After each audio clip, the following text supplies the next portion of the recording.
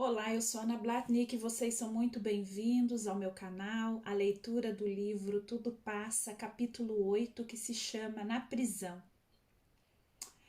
Henrique sentiu muito medo, ficou apavorado quando chegou à penitenciária. Era um local realmente fechado. Passou por portões, portas, trocou de roupa, colocou o uniforme, recebeu alguns objetos. Ele olhava tudo, obedecia às ordens, não conseguiu falar, mas também não precisava. Andou por corredores e foi colocado numa cela. Ao entrar, pediu licença. Não olhou diretamente para os presos, que seriam seus companheiros de cela. No outro dia, após a surra que levara, não conseguiu se alimentar. Sentiu-se aliviado quando ficou sozinho e pôde chorar. Chorou pelas dores físicas, pela violência que passara e por estar ali. Sentiu-se sozinho e muito triste. Lembrou de Maria, que lhe disse que tristeza com tristeza se avoluma, mas não conseguiu afastar aquele sentimento. Quando os companheiros voltaram do pátio, um deles indagou: Não quer falar, ô companheiro? Dói, eu. Parece que não consigo. Henrique se expressou com dificuldade e devagar. Seu rosto estava inchado, os lábios cortados, tinha hematomas pelo corpo. A surra denominada batismo fora de fato para machucar. Darei a você à noite outro analgésico. Teremos tempo. Temos muito tempo. Quando conseguir falar, o escutaremos. Ele ficou 2 dias calado, sentindo-se sozinho, dormindo pouco, sentindo dores, e recordou os acontecimentos por ele vividos. Ali, a partir daquele momento, uma outra fase de sua vida começava. No outro dia, depois de observá-lo bem, um deles se apresentou. Eu sou Julião, esse é o meu nome, mas aqui me chamam de peão. Falaram seus nomes, todos tinham apelidos. Henrique prestou atenção em Genisson, ou Pica de Picareta. Por ser musculoso, por fazer exercícios e por ter a cabeça pequena desproporcional ao corpo e por ele gargalhar. Ele contou por que estava preso. Gastei muito dinheiro que não era meu.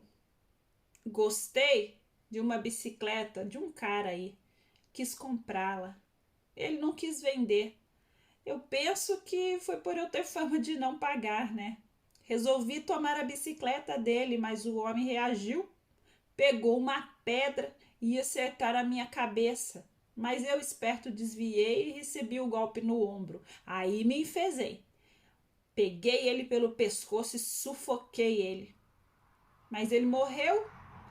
Infelizmente, 3 pessoas viram. Fui preso e condenado. Não adiantou alegar que nós dois estávamos lutando, que ia ser ele ou eu. Recebi uma pena de uns 19 anos de prisão, mas já fiquei 8. Espero sair logo. Um advogado está tentando reduzir a pena. O pior, gargalhou, é que a bicicleta não ficou nem com ele e nem comigo. Henrique tentou não fazer expressão de espanto. Meu Deus! Clamou. Com quem terei de conviver? E sentiu medo. No quarto dia foi ao pátio tomar sol. Henrique esforçou-se para andar depressa, porque era assim, caminhando rápido, que iam ao pátio. Chegou, sentou numa mureta, foi observado e observou. Sentiu-se bem ao receber os raios benéficos do sol. Acabou rindo do jogo. Voltou para a cela se sentindo melhor. Chamo-me Henrique. Ainda sinto o efeito do batismo. Foi uma surra e tanto. Você tem apelido? Quis um deles saber. Não. Gostamos de apelidar, mas o apelido tem que encaixar bem, entendeu?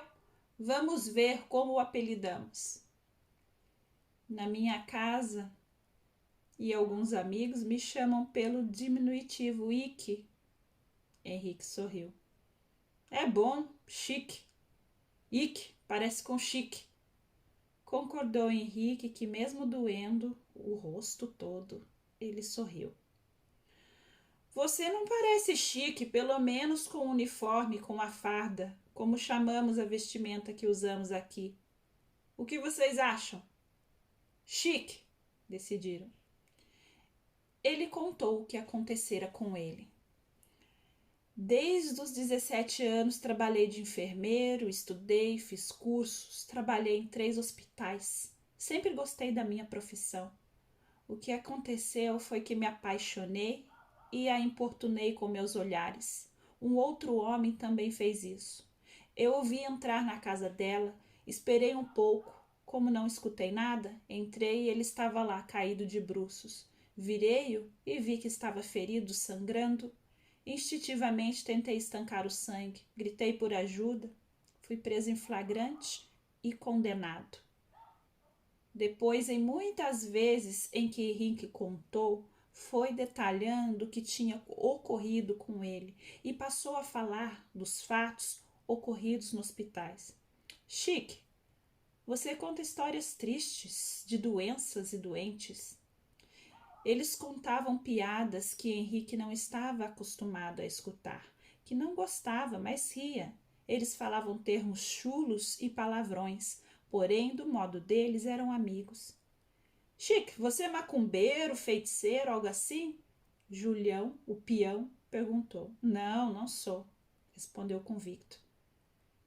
Então é inocente, concluiu o peão. Não matei aquele homem, afirmou Henrique. Para o senhor Simplino dar ordem para alguém mexer com você, ou você é como ele, ou é inocente. O assunto findou para receberem o jantar. Na cela, eles tinham um envolvimento sexual. Perguntaram para Henrique se ele queria fazer parte. Ele respondeu que não, e eles respeitaram. Henrique estava preocupado por ter um preso dado a ordem para não o importunarem. Quem seria de fato esse seu Simplino que todos obedeciam?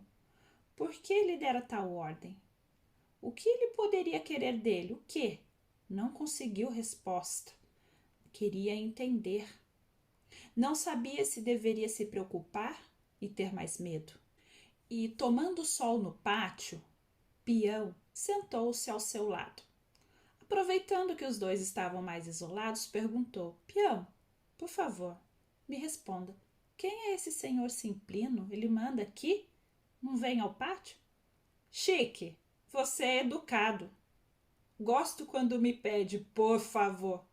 Aqui é difícil escutar essas duas palavras. Vou explicar para você. Desde uma briga feia no pátio, a direção tem separado por alas a vinda ao pátio. Foi melhor. O pátio não fica tão lotado e brigam menos. O senhor Simplino vem em outro horário. Aqui sempre há os que mandam e é pela força bruta. Com o senhor Simplino é diferente. Ele não é briguento, mas usa de algo pior. Você está me assustando. O que será que esse senhor Simplino irá querer de mim? Com certeza nada. Vou contar para você para não se preocupar. Ele está aqui porque dizem, e ele não desmentiu, que fazia sacrifícios em que matava animais e até pessoas para beber sangue. Foi encomendada para ele a morte de um homem. Ele recebeu o pagamento. Fez que fez e o homem não morreu. Comentam que o feitiço não pegou, que não surtiu efeito. Então o senhor Simplino, indignado, foi e assassinou o homem.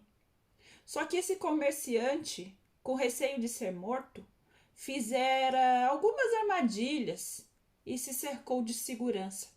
Senhor Simplino foi preso em flagrante e condenado a 100 anos de prisão, porque, pelo que comentavam dele, que tinha matado mais gente, os jurados resolveram por este crime que ele era perigoso, e que deveria ficar preso pelos outros também.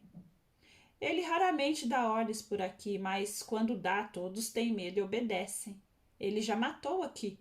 Uma vez um carcereiro implicou com ele. Então, esse carcereiro caiu da moto e faleceu no acidente. Um outro implicou com um companheiro de cela dele, que é seu amigo, e bateu nele. 2 dias depois, esse carcereiro sofreu um derrame e ficou inválido. Coincidência? Eu penso que não. Ninguém se atreve a desafiá-lo. Ninguém implicou mais com ele. O senhor Simplino recebe algumas visitas e lhe trouxeram seu jogo de búzios. Ele joga para quem paga, cobra em cigarros e dos fortes. Charuto de preferência. Se você não é feiticeiro, o senhor Simplino sabe que é inocente. Ele acha que inocentes não devem estar aqui. Henrique se tranquilizou, mas não muito. Lembrou-se da cachoeira perto do sítio de seus pais, daqueles rituais. Sabia que existiam, talvez os presos tivessem exagerando os poderes do senhor Simplino. Vamos de novo, gente. Henrique se tranquilizou, mas não muito. Lembrou-se da cachoeira perto do sítio dos seus pais, daqueles rituais. Sabia que existiam. Talvez os presos tivessem exagerado os poderes do senhor Simplino. Quem faz para ter fama, famoso é, concluiu Henrique. Espero mesmo que seja por isso que ele deu a ordem, por saber que não matei o Sr. Olavo. Foi por isso mesmo, Ike, escutou a voz. Simplino sabe que não matou Olavo. Você interferiu nisso? Henrique quis saber. Sim, pedi para ele, assim como também para os 2 desencarnados que estão sempre por aqui com ele. Obrigado, de nada. Henrique então se tranquilizou em relação a esse assunto. Recebeu a visita de Cristina. Alegrou-se muito ao vê-la, mas a amiga estava indignada. Para eu entrar aqui me revistaram, foi muito desagradável. Trouxe cartas de suas irmãs e dos seus amigos do hospital. Trouxe-lhe bloco, envelopes e outro grande é já selado. Responda e coloque todos no envelope, Ike. Envie para mim, que eu colocarei as de suas irmãs no correio. As próximas cartas mandarei para você pelo correio. Aqui está um doce, o que você gosta, e as balas de coco. Como doce. Henrique pegou o recipiente de plástico, abriu e comeu o doce enquanto conversavam. Estavam na recepção, sentados à frente de uma mesa. Ike, contou Cristina. Infelizmente, não tivemos notícias de Júlia e de Sérgio. Eles de fato sumiram mesmo. Mamãe consultou um detetive, mas ele afirmou que era difícil encontrá-los por falta de pistas e que ninguém mais se lembraria de ter visto o casal. Ele verificou a placa do carro, mas o veículo não foi mais emplacado. Henrique agradeceu a amiga e falou que entendia por não voltar mais. Ele observou as outras visitas que ali estavam e viu uma mulher com 2 adolescentes visitando o pai. A maioria era de mães que iam ver os filhos. Chorou ao se despedir de Cristina. Na cela, dividiu igualmente as balas de coco, que eram grandes, do tamanho de um bombom. A moça que veio visitar você, algum envolvimento, namorada? Um companheiro quis saber. Não, ela é amiga. Fui colega de trabalho dela. Ela não voltará mais, disse que é constrangedora a revista. Isso é fato. Por isso recebemos mais visitas de mães. A mãe, quando é boa, faz qualquer sacrifício pelos filhos, não é? Henrique foi ler as cartas e as respondeu. Escreveu para as irmãs, preferindo recordar fatos da infância e juventude. Escreveu para Maria se lamentando. Aqui encontrei muitas pessoas que agiram com maldade e que infelizmente não se arrependeram. Pelo menos foi essa a impressão que tive. Pode ser que haja alguns que tenham se arrependido, mas esses não falam. Colocou tudo no envelope e o deu para ser colocado no correio. Recebeu a resposta de Maria. Caro enfermeiro, quem faz um ato errado é o primeiro a ser atingido. às vezes até antes de quem o recebeu. Ninguém faz um ato indevido sem ter as consequências. Com certeza somos sempre atingidos pelas nossas atitudes. Tornamo-nos pessoas más quando fazemos mal aos outros. Isto é, a pior coisa que pode nos ocorrer. Recebemos primeiro pelo impacto do pensamento. E se o ato foi planejado? O pensamento é uma vibração que pode ser benéfica e pode também ser destruidora. Por isso, amigo, seja firme, esforce-se, tente pensar em coisas boas e desejar o bem para todos aí. Peço-lhe para recordar que aqui no hospital, sempre que possível, tentei esclarecer nas leituras do Evangelho as consequências de quem faz uma maldade. Se pela crueldade feita ao trem este que recebeu resolveu se vingar, e a vingança é uma atitude errada, os atos dele equivocados, aconteceram depois que recebeu a maldade. Além de ter-lhe feito um mal, torna-se responsável pelo outro agir errado. Quem faz o mal normalmente não sabe das responsabilidades, dos fatos que podem ocorrer com o prejudicado. Embora não devamos esquecer que todos nós temos o livre-arbítrio e que somos responsáveis por esta liberdade, porque ao sermos prejudicados, nos cabe seguir o ensinamento de Jesus de perdoar sempre. Você foi condenado por um crime que não cometeu e tem a opção perdoar e seguir em frente. Ainda mais que sabe que resgata erros do passado, de outra encarnação. É o que espero de você. Ou pode querer se vingar. Lembro você que vingar-se é agir errado e terá de pagar por essa atitude. Mas quem deixou você ser condenado, sabendo ser inocente, errou 2 vezes. Tirou uma pessoa da vida física e deixou você ser preso. Se você resolvesse se vingar ou seguir o mau caminho, ele seria responsável também pelo seu desvio de conduta. Quanta responsabilidade! Maria terminou a carta, como sempre, desejando paz, força e mandando abraços. Escreveu para a amiga, tranquilizando-a. Ele não tinha nenhuma intenção de se vingar e estava entre aqueles que desejavam perdoar e seguir em frente. Pensou em Sérgio e Júlia. Além de perdoá-los, queria entendê-los pela atitude que tomaram. Será, pensou, que eles têm sossego? Estarão felizes? Espero que sim. Já não pensava nela como antes e não sentia mais aquele amor inconsequente. Prestou atenção em um companheiro de cela que tinha tique de piscar e entortar a boca para o lado direito. Ele se chamava Leonel. Seu apelido era Chaminé, porque contou que uma vez foi roubar uma casa, entrou pela chaminé da lareira e ficou entalado. Foi preciso que os bombeiros o tirassem de lá. Desta vez, ele ficou 5 meses preso. Leonel estava ali porque foi assaltar um mercado, o proprietário reagiu e ele atirou e o matou. Foi condenado a 22 anos de prisão. Henrique tinha visto, sentido por 2 vezes um espírito com ódio perto dele. Uma vez ele provocou o Pica e só não levou uma surra porque todos interferiram. Com o deixa pra lá, deixa pra lá.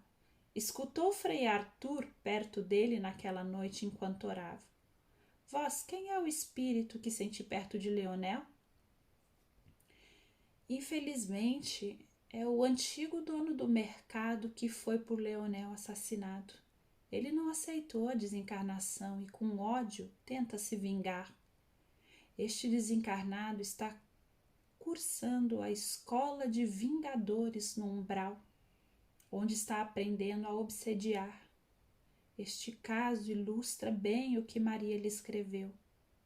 Esse senhor, o dono do mercado, era honesto, trabalhador, muito dedicado ao seu estabelecimento comercial. Trabalhava normalmente 12 horas por dia. Era casado, com 2 filhos adultos. Não aceitou ter sido roubado e assassinado e quer se vingar. A prisão do assassino não lhe basta, quer que ele sofra mais. 2 socorristas que aqui trabalham e eu já tentamos fazê-lo entender, perdoar e viver a vida dele, mas ele não quer. Leonel é um ladrão, roubou muito e acabou assassinando uma pessoa. Fez mal a muitas pessoas, porque não é agradável ser roubado. E tirou alguém da vida física. Este alguém era uma pessoa honesta e trabalhadora. Tinha família. Recebeu uma grande maldade, mas ele teve escolha de perdoar, entender. Ir para um posto de socorro, colônia, mas infelizmente não perdoou e desejou se vingar. Os umbralinos não costumam fazer nada sem cobrar.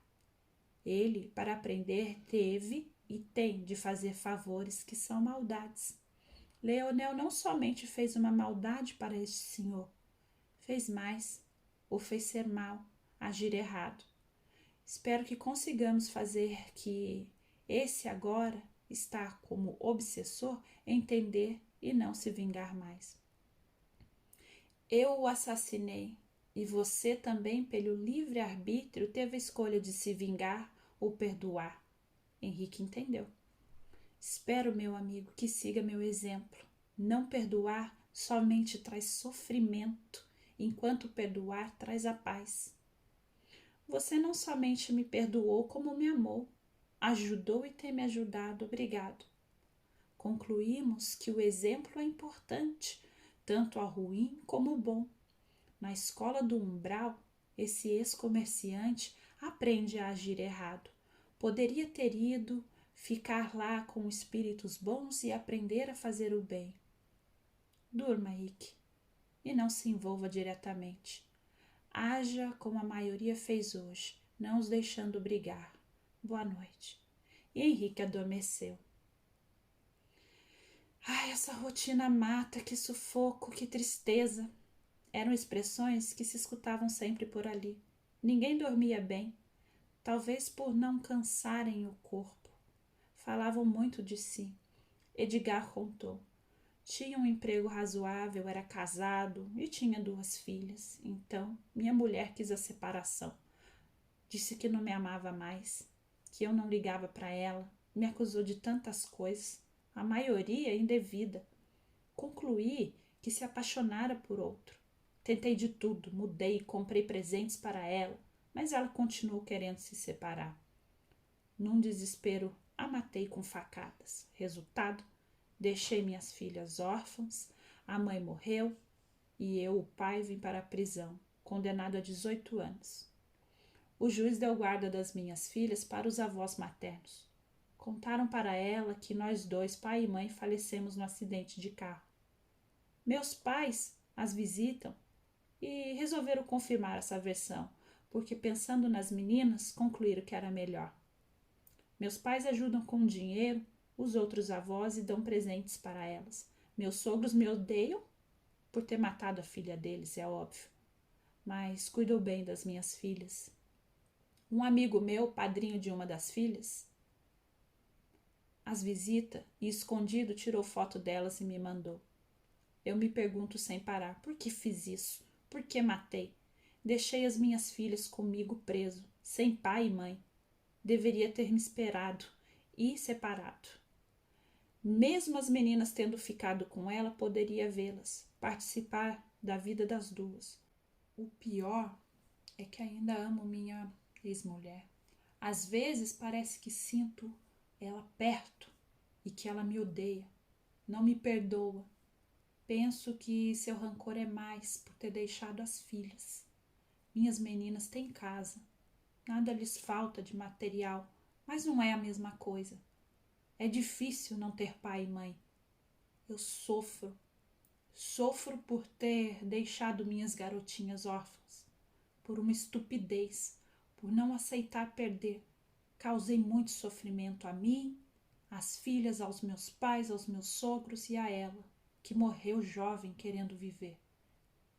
Era triste escutá-lo, por vezes ele chorava, mostrava as fotos das filhas, 2 meninas lindas. A mãe dele ia pouco visitá-lo e seus 2 irmãos raramente.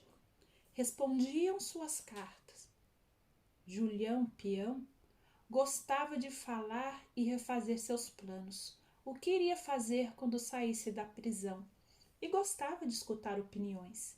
Henrique, quando escutou, quis pedir para ele desistir da desforra, não fazer inimizades, mas não falou. O bom senso ali era ficar sempre com a maioria. Morava num bairro, Peão começava a contar sempre assim, que aos poucos foi ficando mal frequentado, sabe? Casado com uma filha, resolvemos nos separar. Saí de casa, mas não fiquei ausente. Fui bom pai. Ajudei a esposa em tudo. Minha filha se casou, ficou morando com a mãe e teve 2 filhos, 2 meninos lindos. Aí um jovem do bando dos traficantes se aproximou e se apaixonou por ela. Então complicou tudo, cara. Esse homem matou meu genro. Fez parecer um acidente e depois fez de tudo para minha filha morar com ele. Eu fiquei sabendo do crime. Não falei nada. Fiquei com medo ali do bando. Pensando em tirar os 4 do bairro, me organizei. Então, houve uma batida policial. Fui preso e condenado a 3 anos e 5 meses. Mas logo eu vou sair. E vou colocar meu plano em ação. Por que foi preso o peão? Henrique quis saber. Peão com certeza já havia contado muitas vezes o mesmo fato. Por isso, aproximou-se de Henrique e contou. Era sócio de uma oficina mecânica. Era o que trabalhava. O local estava no meu nome, mas era realmente do grupo de traficantes. Consertava veículos e vendia peças que eram roubadas. Houve uma denúncia. Sei que foi este homem que está com minha filha e fui preso. Fecharam a oficina. Meses depois a reabriram. Minha ex-mulher e minha filha vieram 2 vezes aqui me visitar. Não falei nada do que descobri. O melhor ainda para as 2 é ter a proteção desse homem, que deve mesmo amar minha filha. As 2 se mudaram de casa para a casa dele, que é grande e confortável. Minha ex-mulher fica com as crianças numa parte da casa e ele com minha filha na outra parte. Ele trata todos bem. Agora o meu plano... Peão fez uma pausa. Vendo Henrique interessado, continuou a contar. Não vou avisar ninguém quando sair daqui. Tenho dinheiro guardado num cofre no banco. Vou lá, pego e vou para outra cidade. Lá vou fazer tudo o que tenho em mente. Tenho tudo bem planejado. 3 assaltos. Trabalhando sozinho, o que eu roubar é meu. Vou ficar disfarçado. Então, vou voltar a uma cidade. Não falo qual. Compro 2 casas, uma no nome da minha filha e outra no nome da minha esposa. Eu tenho cópia dos documentos que preciso. Pedi isso para minha filha quando veio aqui me visitar. E ela depois mandou pelo correio e jurou não comentar com ninguém. Alugo uma das minhas casas e coloco numa imobiliária. Para outra, compro uns objetos e neles escondo o dinheiro excedente. Volto para onde elas moram e mato esse infeliz que está com minha filha. Porque ele me dedou e matou meu genro, que era uma boa pessoa. Depois de uns dias, irei à tarde disfarçado à casa delas. Conto tudo o meu plano, peço a elas para pedirem permissão para se mudarem e deixarem a casa em que moram para os 2 filhos dele. O assassino do meu genro tem 2 filhos, um com cada ex-mulher. Peço para elas irem embora e levarem poucas coisas para irem de uma cidade a outra até a que comprei, e lá as casas compradas por mim, elas podem recomeçar em suas vidas. Com elas instaladas e bem, executarei a segunda parte do meu plano. Vou matar o chefe e mais 2 que, com maldade, oprimem lá os moradores. Pode ser que eu consiga ou não. Embora Peão estivesse perto de Henrique, os outros na cela prestavam atenção. Alerto novamente, interferiu o Pica. Se pegarem você, irão torturá-lo. Você, aconselhou o outro, Pode deixar um veneno na boca, um saquinho fechado, colocá-lo na bochecha e se o pegar é só morder o saquinho e engolir o veneno. Morrerá antes de ser torturado. Compre ou roube num local onde vende esses produtos. Chique, você como enfermeiro acha que isso é possível? Peão quis saber. Precisa de uma quantidade certa e a morte não é imediata. Pode demorar, dependendo do veneno, minutos ou horas. Mas pode dar certo, respondeu Henrique. Talvez 2 saquinhos, um em cada lado da boca. Não morrerá logo, mas com certeza não será por muito tempo torturado. Boa ideia, obrigado. Peão agradeceu. Peão, Henrique tentou aconselhar. Não é melhor você sair daqui, pegar sua família, levá-la para um lugar longe, cuidar dela? Pelo visto, você não conhece grupos de malfeitores. Não tenho como tirá-los de lá. E se conseguisse, esse homem nos perseguiria. É um tormento quando de alguma forma se faz parte de um grupo assim. Às vezes, no pátio, os dois ficavam afastados e Henrique tentava fazer Peão mudar de ideia, mas não conseguiu. Vou ficar curioso para saber se deu tudo certo ou não no seu plano, comentou Henrique. Posso escrever para você contando. Acredito que a primeira parte vai dar certo. Paguei 5 maços de cigarro para o senhor Simplino jogar as pedras para mim. É assim que ele lê a sorte. Ele afirmou que a primeira parte tudo será como planejei. Na segunda terei que ter muito cuidado. Penso que se conseguir matar aquelas pessoas, livro muitas outras da opressão. Peão, Henrique insistiu. Será que eles não serão substituídos? Infelizmente, sempre há alguém para ficar no lugar dos chefões. Ô, Chique, é melhor você não dar palpite contra. Posso me ofender e lhe quebrar uns dentes. Se eles forem substituídos, não posso fazer mais nada. Esses que estão lá merecem morrer. Com a ameaça, que Henrique sabia ser verdadeira, não opinou mais. Escutava calado e às vezes desejava êxito. Todos gostavam de receber notícias, cartas, e Henrique ansiava por notícias. Ele sempre recebia um envelope grande com as cartas das irmãs, dos amigos. Recebeu a notícia de que Petraz estava doente, com câncer nos ossos, e que optaram em deixá-lo no hospital e cuidar dele. Que já sentia muitas dores. Na carta seguinte, recebeu a notícia que Petraz desencarnara. Cristina escreveu informando que os novos remédios estavam tendo efeito desejado. As notícias das medicações chegaram aos poucos. Eram corticoides como prednisona, triacinolona. Gente, eu vou de novo que eu não consigo ler esses nomes. Cristina escreveu informando que os novos remédios estavam tendo os efeitos desejados. As notícias das medicações chegaram aos poucos. Eram corticoides como prednisona, triacinolona. Cristina escreveu que, embora houvesse efeitos colaterais, estes eram bem menos do que a doença. E Henrique lembrou-se que Maria lhe falara que, quando não precisassem mais tanto dela, desencarnaria. Ele gostava demais de receber cartas de Maria. Nelas, a amiga o aconselhava, animava e orientava. Numa delas, a sábia dirigente do hospital escreveu: ser puro entre os puros é para aqueles que querem aprender a ser. E isso é fácil. Difícil é ser puro entre os impuros. Lembro, amigo, caro enfermeiro, que impureza é egoísmo, fraqueza em todos os sentidos, e não como os muitos pensam, somente por sexo. Pureza é o contrário, é ser solidário, praticar a caridade, ser bom, forte e amar.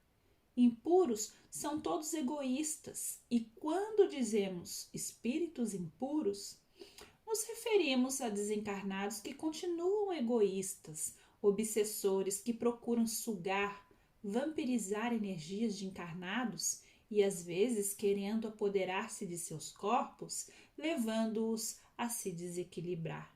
Quando Jesus expulsava espíritos impuros de obsediados, eram esses egoístas. Cautela, meu caro, realmente você me é caro, querido amigo, com os egoístas e seja sempre puro entre os impuros e com certeza encontrará outros que não sejam tão egoístas. Você sempre será o meu próximo mais próximo. Henrique se emocionou e chorou de saudades da amiga. Somente sente saudades quem ama, escutou a voz. Ele concordou. Henrique foi chamado à frente da cela por um carcereiro. Sentiu-se gelar e perguntou por quê. Não sei, é para você vir comigo, respondeu o carcereiro. Outro batismo será? Henrique se preocupou. Não é costume. Senhor carcereiro, ele não fez nada, é obediente. Por que levá-lo? Peão tentou defendê-lo. O diretor quer falar com ele, é somente isso que sei, disse o carcereiro. Henrique o acompanhou. Passaram por corredores e outras celas.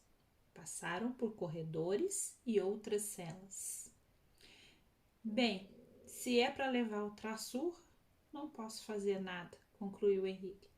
Passaram por 3 portas, pararam em frente a uma. O carcereiro bateu e escutaram. Entrem!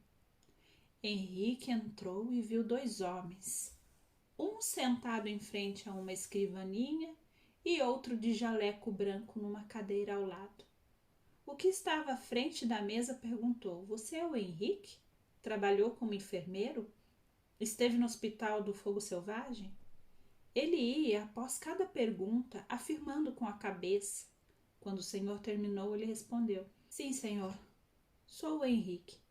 Trabalhei em 3 hospitais e 9 anos no que o senhor se referiu.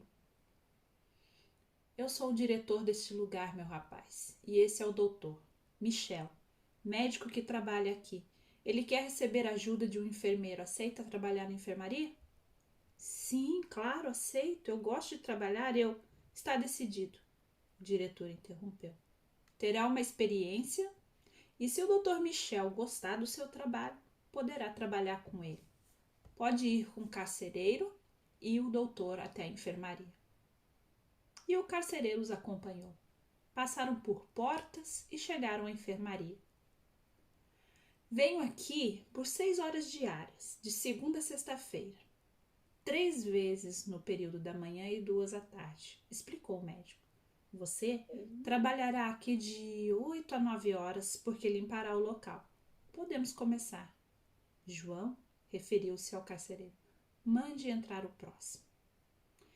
Henrique sentiu muita alegria e se segurou para não ficar sorrindo. Prestou muita atenção e tentou fazer tudo o que o médico queria. O médico, quando foi embora, avisou o carcereiro. Você tem ordem para trazê-lo aqui 2 horas antes de eu chegar, para que ele limpe tudo. Foi levado à cela. Seus companheiros estavam preocupados. Suspiraram aliviados ao vê-lo retornar bem. Contou, tentando não demonstrar a alegria que sentia para não provocar inveja. Senti receio de levar outra surra. Já estava conformado quando entramos na sala do diretor e ele ordenou que fosse ajudar na enfermaria, fazer a limpeza de lá. Bom para você. Este, sempre dizendo que sente falta de fazer algo, escutou dos companheiros.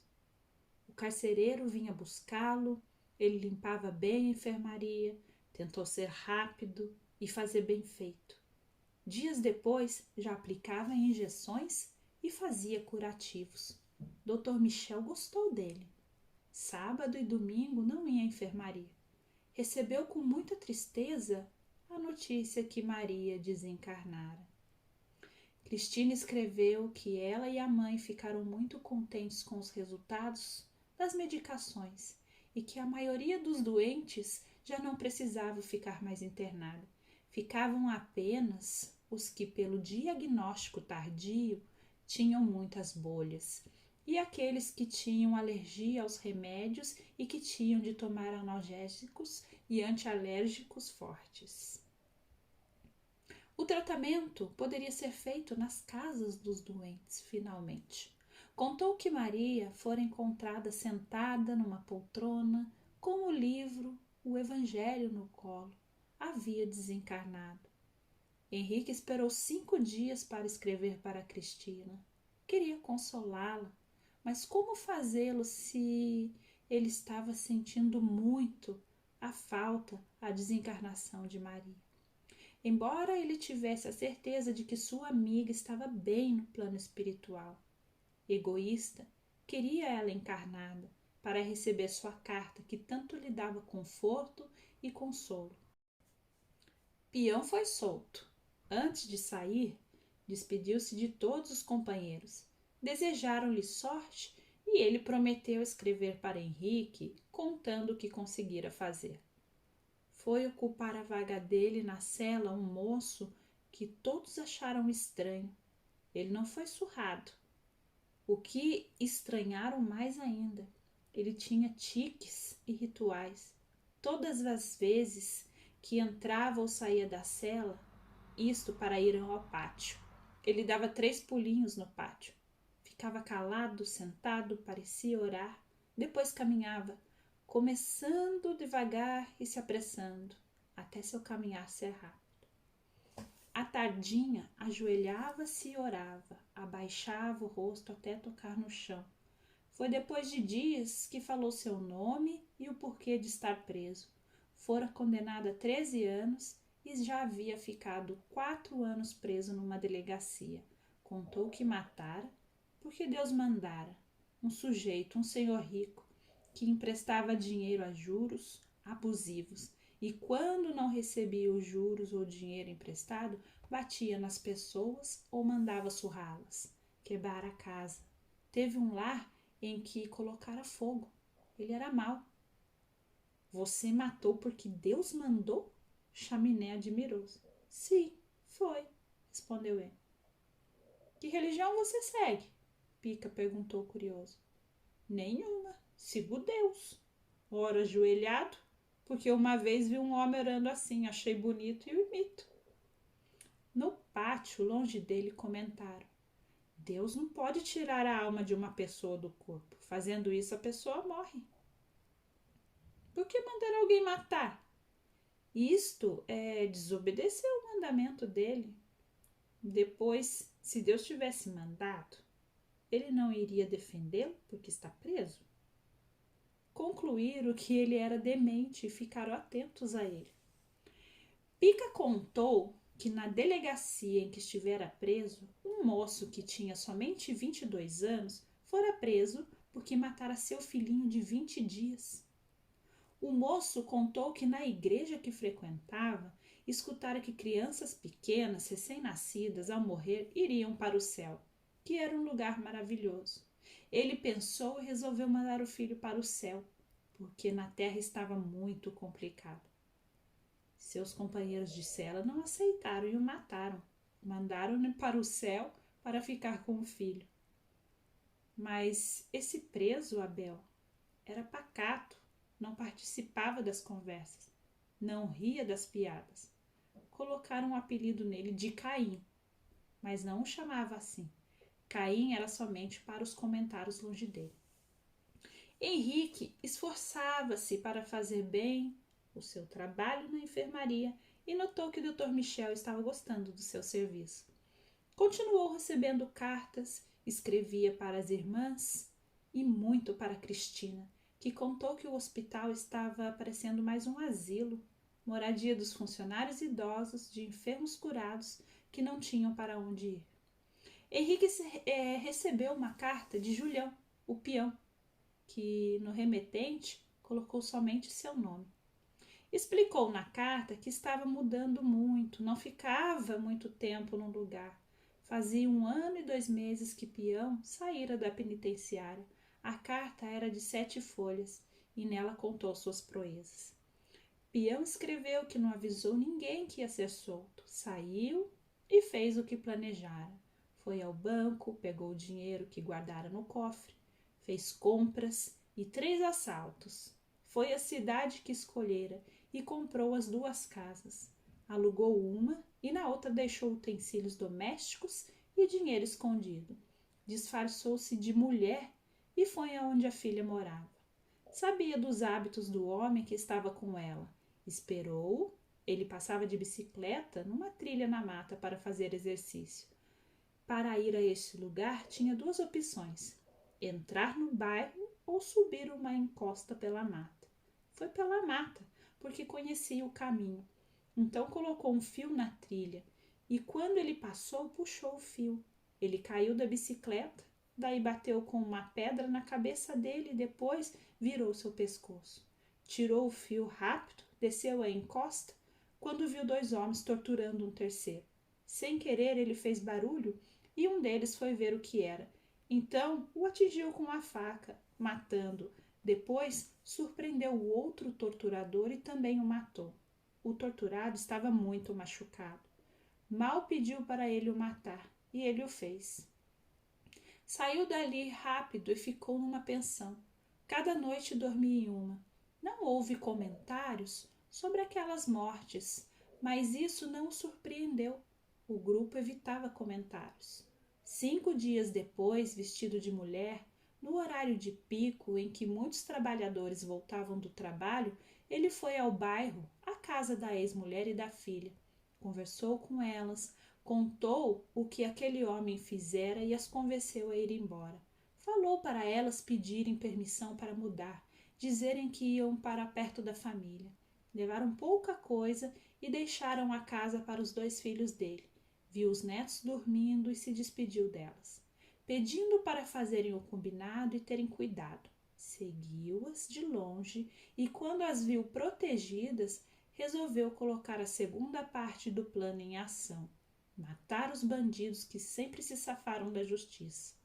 Pelo mesmo caminho da mata, entrou no bairro de madrugada, entrou na casa do chefão e o matou, assim como os 2 que queria. Voltou pelo mesmo caminho. Peão colocou uma observação.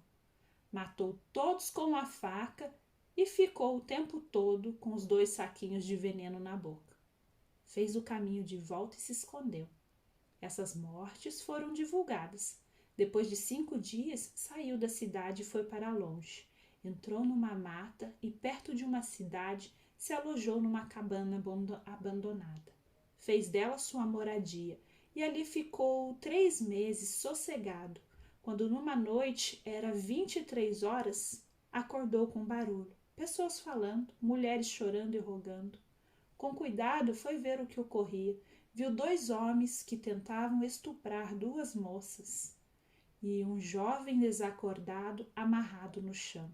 Interferiu, matou os 2 homens, desamarrou as moças, disse que era policial, ajudou a colocar o moço no carro e pediu para elas irem embora e procurarem um posto policial.